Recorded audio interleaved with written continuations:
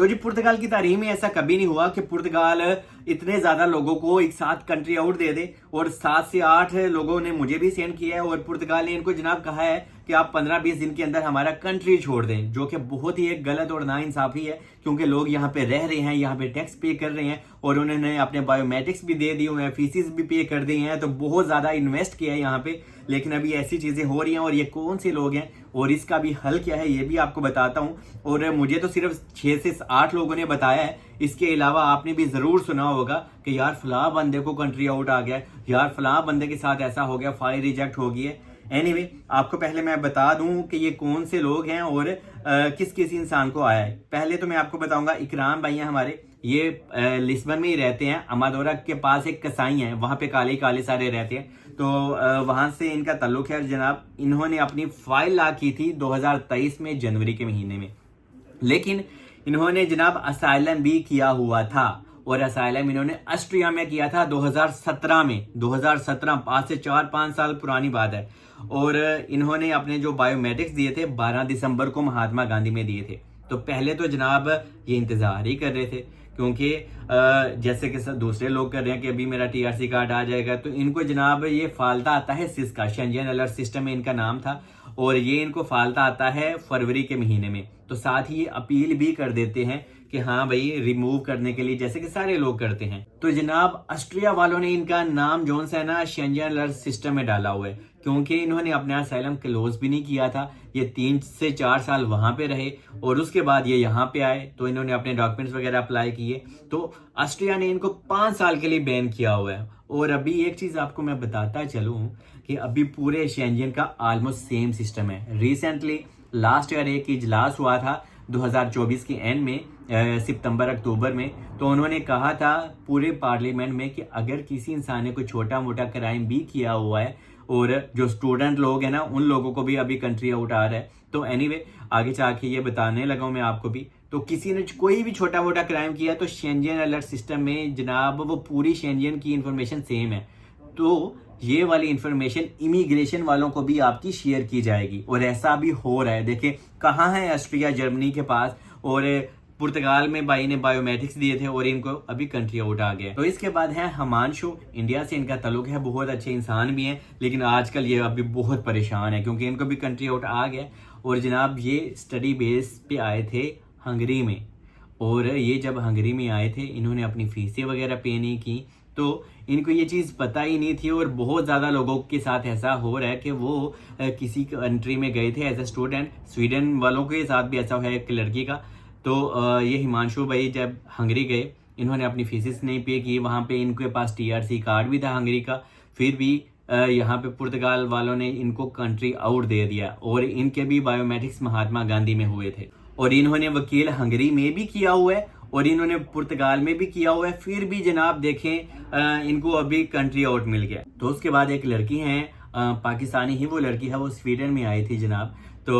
वो बाद में यहाँ पे उसने अपने पेपर्स अप्लाई किए, उनको भी आ गया, क्योंकि उनके टैक्स वगैरह भी बहुत ही कम जाते थे कि 15-20 दिन का टैक्स जाता था, तो इतना कोई सीन नहीं था। और इनका भी ऑलमोस्ट सेम ही इशू था, क्योंकि ये जब स्टडी अपनी इन्होंने कंप्लीट भी नहीं की और वहां पे स्वीडन वालों ने भी इनको जनाब 3 साल के लिए बैन किया। किसी इंसान को 3 साल के लिए बैन किया, किसी इंसान को 5 साल के लिए, लेकिन मोस्टली ज्यादा लोगों को 5 साल के लिए बैन किया जा रहा है। तो जनाब आपको जर्मनी फ्रांस की वो जो यूनिवर्सिटी है ना जहाँ पे आप गए थे, वो आपका नाम शेंजन सिस्टम में डाल रही है, तो ये आपको पहले तो चेक करना है और वहां से आपने रिमूव करने की कोशिश भी करनी है कि हाँ भाई प्लीज मेरा नाम शेंजन अलर्ट सिस्टम में आपने डाला हुआ है तो इसको रिमूव करें काइंडली, क्योंकि मैं अभी पुर्तगाल में हूँ। और ये आप कहेंगे कि हाँ हमें पुर्तगाल का भी नहीं बताना चाहिए, तो अभी आपने छुपा के भी क्या ही करना है, ठीक है। आप वहाँ पे उनको कंप्लेन करें, आप वहाँ पे अपना सिस रिमूव करने के लिए कहें कि हाँ मैं पुर्तगाल में रह रहा हूँ, यहाँ पे मैं जॉब कर रहा हूँ, टैक्स पे कर रहा हूँ, ओके, और मैंने अपने टीआरसी कार्ड के लिए एप्लीकेशन दी हुई है, तो प्लीज काइंडली मेरा नाम रिमूव करें। वकील के पास आप जाएंगे, ऑब्वियसली कोई भी वकील करें, अभी वकीलों की जेबें फिर से गर्म होंगी ऑब्वियसली, क्योंकि बहुत ही ज्यादा लोगों को अभी कंट्री आउट मिल रहा है। इनमें बहुत ज्यादा लोग ऐसे भी हैं जिनकी फाइल पुर्तगाल ने रिजेक्ट की थी। तो जनाब अभी उन लोगों को भी कंट्री आउट देना स्टार्ट कर दिया पुर्तगाल ने। और मोस्टली उन लोगों को भी कंट्री आउट मिल रहा है जो पुर्तगाल में है ही नहीं है, मतलब कि जिन्होंने अपने डॉक्यूमेंट्स अप्लाई किए थे, पुर्तगाल ने उनकी फाइल तो रिजेक्ट कर दी थी क्योंकि उन्होंने पुर्तगाल आइमा में अपने बायोमेट्रिक्स की फीस भी पे की हुई है, लेकिन वो गए नहीं थे वहाँ पे। तो पुर्तगाल को पता है कि लोग यहाँ पे मौजूद ही नहीं है, तो जिनके टैक्स वगैरह भी थोड़े थोड़े जा रहे हैं, तो पुर्तगाल ने उन लोगों को भी कंट्री आउट देना स्टार्ट कर दिया। और आने वाले दिनों में, जैसे कि अभी ये 1 जून को मैं ये वीडियो बना रहा हूँ, तो आने वाले अभी ये जो नेक्स्ट वीक है तब और ज़्यादा पता चलेगा कि किन किन लोगों को कंट्री आउट आ रहे हैं। और एक पाकिस्तानी भाई हैं, उसकी वाइफ ने भी मुझे मैसेज किया है इंस्टाग्राम पे कि सलमान जो मेरे हस्बैंड हैं उनको भी एक कंट्री आउट मिल गया, तो अभी वो क्या कर सकते हैं। और उन्होंने फ्रांस के अंदर अपना असाइलम किया था 2017 में, तो जनाब ये असाइलम वालों के साथ उससे भी ज़्यादा हो रहा है। तो ये सारी चीज़ें अभी आपको पता होना चाहिए कि असाइलम अगर आपने किया है तो पुर्तगाल में आपको टीआरसी कार्ड मिलना अभी थोड़ा और ज़्यादा मुश्किल और टाइट हो जाएगा, क्योंकि ये बहुत ही थकाने वाला काम है और स्ट्रेस वाला काम है। तो इसका हल ये है कि अगर आप प्रॉपर पुर्तगाल में रह रहे हैं, आपके टैक्स अच्छे से जा रहे हैं, आपकी जो सैलरी है, आपके पास जो वर्क कॉन्ट्रैक्ट है वो 860 यूरो का है या 870 यूरो का है या 900 यूरो का है, क्योंकि लोग कहेंगे यार 860 तो बेसिक सैलरी इतने का ही होगा। नहीं, जो मेरी सैलरी है वो भी मैं आप लोगों के साथ अभी शेयर करूंगा कि हाँ भाई मुझे कितने का कॉन्ट्रैक्ट मिला, क्योंकि जो मेरा वर्क कॉन्ट्रैक्ट है वो 950 यूरो का है। तो ये डिपेंड करता है आपकी कंपनी के ऊपर, लेकिन अगर आपके पास 860 या 70 यूरो का भी कॉन्ट्रैक्ट है तो ठीक है, आपका टैक्स अच्छे से 30 दिन जा रहा है तो आप क्लेम करेंगे, आप कोई भी वकील करेंगे तो वकील आपका केस आगे लड़ेगा। और अगर आप 20 दिन के अंदर कंट्री लीव नहीं करेंगे तो क्या हो सकता है, पुर्तगाल आपको अपनी कस्टडी में भी ले सकता है, लेकिन कस्टडी में लेने के बाद आपको डिपोर्ट जब करने का टाइम होगा तो ये थोड़ा सा